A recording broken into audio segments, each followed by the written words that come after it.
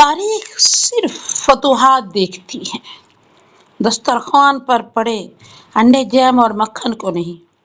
یہ 1973 کی بات ہے، عربوں اور اسرائیل کے درمیان جنگ چھڑی ہوئی تھی۔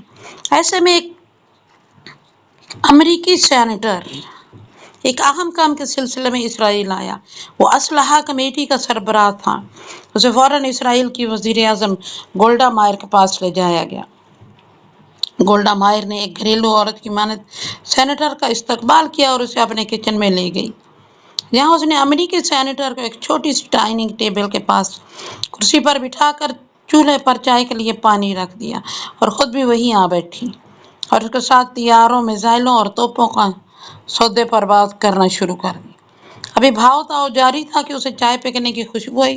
وہ خاموشی سے اٹھی اور چائے 2 پیالیوں میں انڈیلی، ایک پیالی سینیٹر کے سامنے رکھ دی اور دوسری گیٹ پر کھڑے امریکی گارڈ کو تھما دی۔ پھر دوبارہ میز پر آ بیٹھی امریکی سینیٹر سے محو کلام ہو گئی۔ چند لمحوں کی گفت و شنید اور بھاؤ تاؤ کے بعد شرائط طے پا گئی۔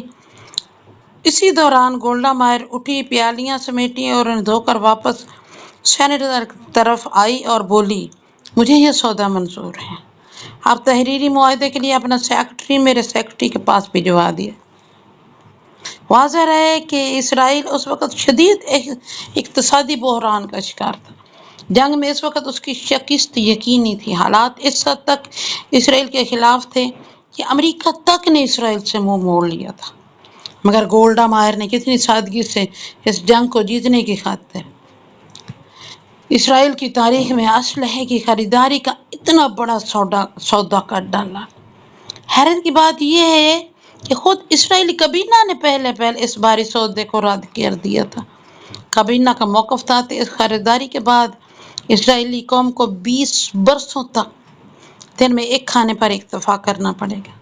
گولڈا مائر نے ارکان کابینہ کا موقف سنا اور کہا، آپ کا خدشہ درست ہے، لیکن اگر ہم یہ جنگ جیت گئے اور ہم نے عربوں کو پسپائی پر مجبور کر دیا تو تاریخ ہمیں فاتح قرار دے گی، اور جب تاریخ کسی قوم کو فاتح قرار دیتی ہے تو بھول جاتی ہے کہ جنگ کے دوران فاتح قوم نے کتنے انڈے کھائے تھے، روزانہ کتنی بار کھانا کھایا تھا، اس کے دسترخوان پر شہد، مکھن، جیم تھا یا نہیں، اور اس کے جوتوں میں کتنے سوراخ تھے، یہاں ان کی تلواروں کے نیام پھٹے پرانے تھے۔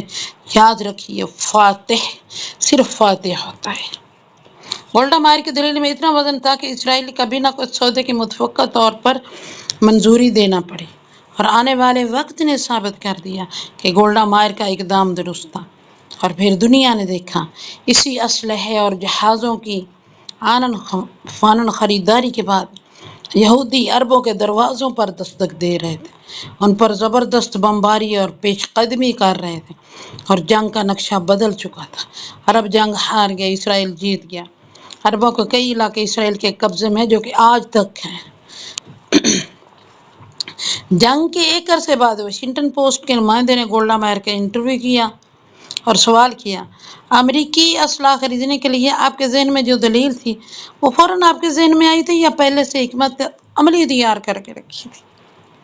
گولڈا مائر نے جو جواب دیا وہ آج کے مسلم دنیا کے لیے باعث عبرت بھی ہے اور حیرت انگیز بھی۔ وہ بولی، میں نے یہ استدلال اپنے دشمنوں مسلمانوں کے نبی صلی اللہ علیہ وسلم سے لیا تھا۔ میں جب طالبہ تھی تو مذاہب کا موازنہ میرا پسندیدہ موضوع تھا۔ انہی دنوں میں نے حضور صلی اللہ علیہ وسلم کی سوانح حیات پڑھی۔ اس کتاب میں منصف نے ایک جگہ لکھا تھا، جب حضور صلی اللہ علیہ وسلم کا وصال مبارک ہوا، حیات ظاہری ختم ہوئی، تو آپ صلی اللہ علیہ وسلم کے گھر میں اتنی رقم نہیں تھی کہ چراغ جلانے کے لیے تیل خریدا جا سکے، لہٰذا آپ صلی اللہ علیہ وسلم کی اماں عائشہ صدیقہ رضی اللہ تعالیٰ عنہا نے آپ صلی اللہ علیہ وسلم کے زرہ بختر رہن رکھ کر تیل خریدا، لیکن اس وقت بھی حضور صلی اللہ علیہ وسلم کی حجروں کی دیواروں پر 9 یا 7 تلواریں جو آپ صلی اللہ علیہ وسلم کے ذاتی تھی لٹک رہی تھی۔ میں نے جب یہ واقعہ پڑھا تو میں نے سوچا کہ دنیا میں کتنے لوگ ہوں گے جو مسلمانوں کی پہلی ریاست کی کمزور اقتصادی حالت کے بارے میں جانتے ہوں گے، لیکن مسلمان اس وقت آدھی دنیا کے فاتح تھے، یہ بات پوری دنیا جانتی ہے۔ لہٰذا میں نے فیصلہ کیا کہ اگر مجھے اور میری قوم کو برسوں بھی بھوکا رہنا پڑے، پختہ مکانوں کے بجائے خیموں میں زندگی بسر کرنی پڑے، تو بھی اسلحہ خرید دوں گی، خود کو مضبوط ثابت کروں گی اور فاتح کا اعزاز پاؤں گی۔ دلچسپ بات یہ ہے کہ گولڈا مائر نے اس حقیقت سے تو پردہ اٹھا دیا، مگر ساتھ ہی انٹرویو نگار سے درخواست کی کہ اس بات کو آف دی ریکارڈ رکھا جائے اور شائع نہ کیا جائے۔ وجہ یہ تھی مسلمانوں کے نبی صلی اللہ علیہ وسلم کا نام لینے سے جہاں اس کی قوم اس کے خلاف ہو سکتی تھی، وہاں دنیا میں مسلمانوں کو موقف کو تقویت ملنی تھی۔ چنانچہ واشنگٹن پوسٹ کے نمائندے نے یہ واقعہ حذف کر دیا۔ وقت دھیرے دھیرے گزرتا رہا، یہاں تک کہ گولڈا مائر واصل جہنم ہو گئی اور وہ انٹرویو نگار بھی عملی صحافت سے الگ ہو گیا۔ اس دوران ایک اور نامہ نگار امریکہ کے بڑے نامہ نگاروں کے انٹرویو لینے میں مصروف تھا۔ اسی سلسلے میں وہ اسی نامہ نگار کا انٹرویو لینے گیا جس نے واشنگٹن پوسٹ کے نمائندے کی حیثیت سے گولڈا مائر کا انٹرویو لیا تھا۔ اس انٹرویو میں اس نے گولڈا مائر کا واقعہ بیان کر دیا جو سیرت نبی صلی اللہ علیہ وسلم سے متعلق تھا۔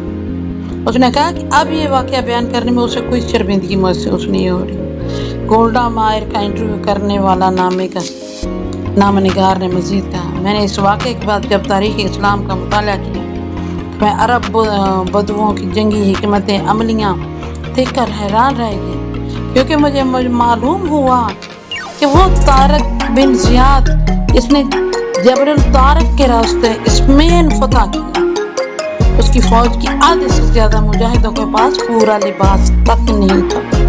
وہ 72 گھنٹے ایک پھاگل پانی اور سوکھی روٹی کے چند ٹکڑوں پر گزارا کرتے۔ یہ وہ موقع تھا جب گولڈا مائر کا انٹرویو نگار قائل ہو گیا کہ تاریخ فتوحات گنتی ہے، دسترخوان پر پڑے انڈے، جیم اور مکھن نہیں۔ گولڈا مائر کے انٹرویو نگار کا اپنا انٹرویو جب کتابی شکل میں شائع ہوا تو دنیا اس ساری داستان سے آگاہ ہوئی۔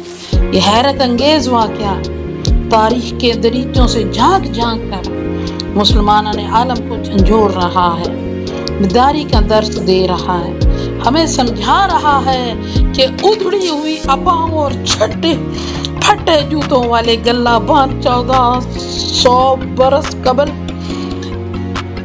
اور میں کہوں گی 1500 برس قبل کس طرح سے پوری دنیا کے حاکم بن گئے۔ ان کی ننگی تلواروں نے کس طرح سے 4 براعظم فتح کر دیے۔ اگر پرشکوہ محلات، عالیشان باغات، زرق برق لباس، ریشم و خمخاب سے آراستہ پیراستہ آرام گاہیں، سونے چاندی ہیرے اور جواہرات سے بھری تجوریاں، خوش ذائقہ کھانوں کے انبار اور کھنکھناتے سکوں کی جھنکار ہمیں بچا سکتی تو آج مسلمان غزہ میں اس طرح سے نہ کاٹے جا رہے ہوتے۔